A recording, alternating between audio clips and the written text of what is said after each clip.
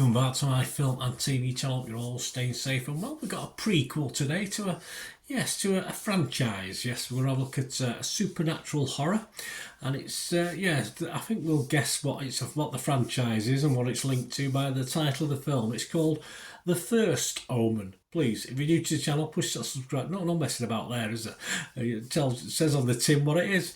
Thanks for. Hope you can push that subscribe button and to the channel. It'd be great to have you on board. Spread the word, guys, if you can, of course. Film reviews like this, series reviews, information vlogs, lots of different things.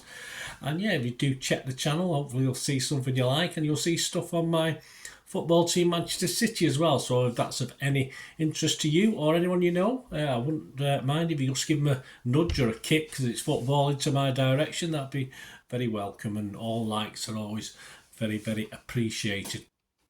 This is from a story by Ben Jacobi, directed by Akasha Stevenson, and a prequel, of course, as mentioned, to The Omen 1976, almost 50 years ago. Who'd have thunk it, eh? And the sixth film in the Omen franchise. The film stars Nell Tiger Free, Tawfiq Barham, Sonia Braga, Ralph Ineson and Bill Nighy. Yes, there's some familiar UK-related faces in the cast. And the plot follows an American woman sent to work at a church in Rome who uncovers a sinister conspiracy to bring about the birth of the Antichrist. Yes, so I say it's directly leads up to the Omen, this one. So, of course, the end of it is the sort of start of the Omen, if you like. So I like that. I like that in a film. No messing about. It's released in the US and other territories.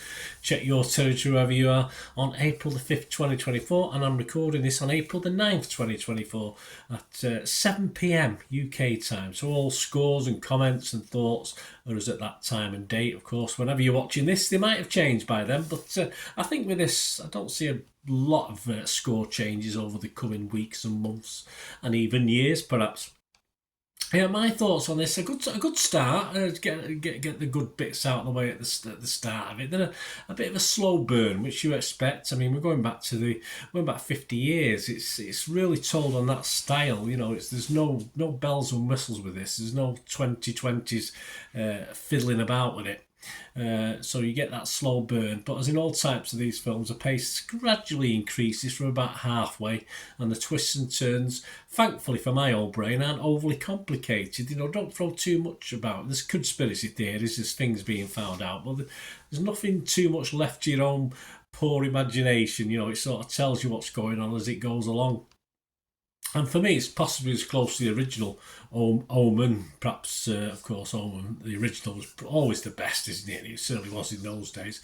Within a more modern film setting, yes, it may please some, like me, old buggers like me, but may alienate others who expect it something a little bit more modern, perhaps, and quirky. I don't know, a bit more flashbacky and various things that modern films do these days that didn't tend to be done 50 years ago. And as I said, it leads into the original Omen. So for me, no fancy changes, no bells and whistles with this one, just a worthwhile prequel. If perhaps playing it a little bit safe, I suppose you could say they could have pushed the boundaries a little bit. It is playing it safe, but this is another sort of nun film I've enjoyed. So I think the other was Immaculate. I watched that 2 or 3 weeks ago. I enjoyed that one. And here's another nun thing I've quite enjoyed. So we're doing all right. We're doing all right on the nun films. My scores for this: yes, I'm going to be fresh on Rotten Tomatoes. I'm going to be positive on Metacritic, and I will give it. Yes, I'll give it a 6.5 out of 10. As I said, certainly for the last half of the film, I'm probably scoring it 7.5. But it was a bit of a slow burn to start, and it took me a little while to get into it. So I'm happy with a 6.5 out of 10. What about other people? What about other critics? What about the public? What are we thinking? Well, as I said, these scores are at the 9th of April 2024. Rotten Tomatoes, 135 critics, of which 79% were positive. So that's good. 107 fresh and just 28 rotten, coming out with an overall average score of 6.9 out of 10.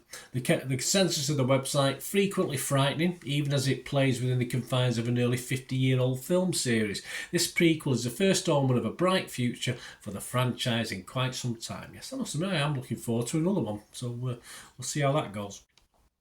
Metacritic, the other side we look at, it gave it a score of 65 out of 100, so similar to me, based on 33 critics. 19 were positive, 14 were mixed, and 0 were negative, so that's always a good sign when there's no negatives. Catherine Bray from Empire magazine gave it 60 out of 100 and said, for veteran viewers who've seen it all before, it's not exactly the second coming, but novice non-exploitation audiences might find this habit forming. Come on, BA Catherine. A stylish enough entry-level initiation. Yes, Catherine's getting a bit mad on the comparisons there, of course. Kate Stables from Total Film, she really liked it. She gave it 8 out of 100. She said, this classy female-centred Omen prequel is devilishly good at keeping its nun on the run. Flipping heck. Come on, girls. Even I can't do that. I'll think up a good thing for my little thumbnail, but they're pushing it a bit there. Rotten Tomatoes audience, happy enough. 3.6 out of 5 equates to 7.2 out of 10, of course. 68% positivity. Metacritic users, 7.3. And the final one, of course, the one we always look at, and well, many people look at this and Rotten Tomatoes, of course, but I always tend to go to this one first. Over 5,000 scores and reviews have been left on Internet Movie Database, and it's coming up with an average of 7 out of 10. So there you go. Very positive. That might drop slightly, I think, but I don't think it's going to be. It's going to be anywhere between, say, 6.7 and 7, I think, for this film when it sort of settles down. But yes, enjoyable. I liked it. I was looking forward to it, and I wasn't too disappointed. As I say, a bit of a. But perhaps a better the first 5 minutes were fine, but then the next 30 minutes bit of a preamble really, but we got there in the end, and not a bad little film. Let me know what you think, guys. Great to hear from you. Till we meet again. Well, that's one thing, don't I? Please stay safe, everyone. Bye for now.